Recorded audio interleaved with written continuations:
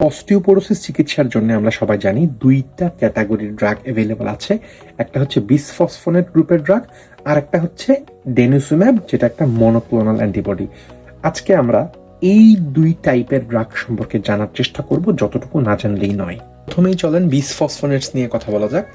Bisphosphonates গ্রুপের মধ্যে কয়েকটা স্পেসিফিক ড্রাগ আছে, যেমন একটা হচ্ছে অ্যালান্ড্রোনেট, যেটা ওরাল এবং এটা নিতে হয় উইকলি। একটা আছে রিসেন্ড্রোনেট, যেটাও ওরাল এবং এটা উইকলি কিংবা মান্থলি এই দুইভাবে নেওয়া যেতে পারে।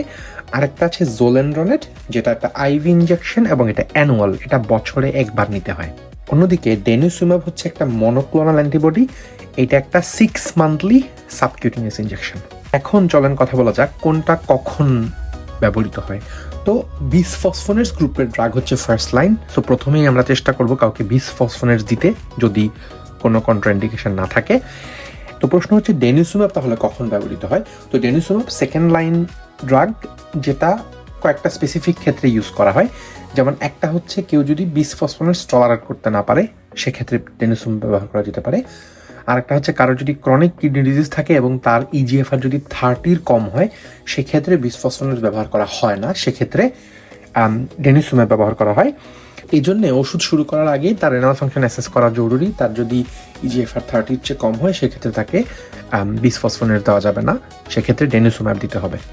আর একটা হচ্ছে কারো যদি অ্যাডহিয়ারেন্স ইস্যু থাকে, সেক্ষেত্রে দেখা যায় যে তাকে উইকলি ওষুধের জায়গায় তাকে হয়তো ডেনুসুম্যাব দেওয়া যেতে পারে। এখন চলেন কিছু অ্যাডভার্স ইফেক্ট নিয়ে কথা বলা যাক। তো বিসফসফোনেটসের অ্যাডভার্স ইফেক্টের কথা যদি বলি, তাহলে একটা ইম্পর্টেন্ট অ্যাডভার্স ইফেক্ট হচ্ছে ইসোফেজাইটিস। তো এই ইসোফেজাইটিস এটা খুবই কমন এবং এটা প্রিভেন্ট করার জন্য বেশ কিছু রুল ফলো করতে হয়। তার মধ্যে একটা হচ্ছে এই বিসফসফোনেট যখন কেউ ওরালি নেয়, তাকে এটা সকালে একদম first thing in the morning নিতে হয়। এটা খালি পেটে নিতে হয়, 1 গ্লাস পানির সাথে এটা গিলে খেতে হয়, চিবিয়ে খাওয়ার কোনো সুযোগ নেই।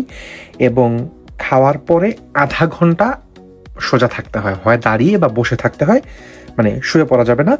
আর একটা হচ্ছে এটা খাওয়ার আধা ঘন্টা পর্যন্ত অন্য কিছু চা, কফি, পানি, ভাত কোনো কিছুই খাওয়া যাবে না। এই কয়েকটা নিয়ম ফলো করতে হয়। তো এই নিয়মগুলোর আরেকটা বড় কারণ হচ্ছে অ্যাবজর্পশন। বিসফসফোনেটস সহজে অ্যাবজর্ব হতে চায় না, তো যে কারণে এই নিয়মগুলো মেনে চলা হয়, যাতে করে অ্যাবজর্পশন রিলেটেড কোনো প্রবলেম না হয়। আরেকটা অ্যাডভার্স ইফেক্ট হচ্ছে অস্টিওনেক্রোসিস অফ দ্য জ। তো ইম্পর্টেন্টলি এইটা বিসফসফোনেটস এবং ডেনুসুম্যাব এই দুই জাতের ওষুধের ক্ষেত্রেই অস্টিওনেক্রোসিস হতে পারে।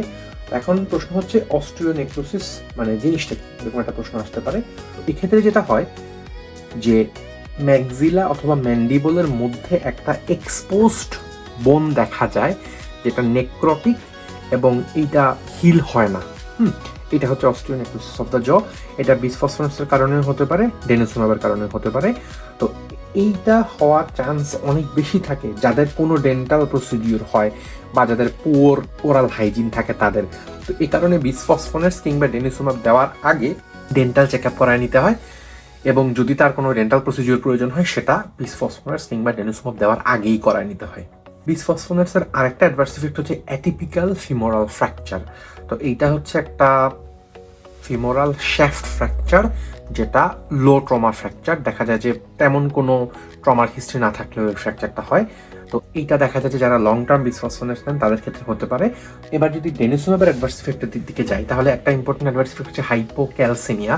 তো যে কারণে যারা ডেনুসুম্যাব নেয় তাদেরকে অবশ্যই ডেনুসুম্যাব নেওয়া শুরুর আগে ভিটামিন ডি এবং ক্যালসিয়াম চেক করে নিতে হয় এবং রিপ্লেস করতে হয় যদি তার কম থাকে, এবং তাদেরকে রেগুলারলি ক্যালসিয়ামটা মনিটর করতে হয়।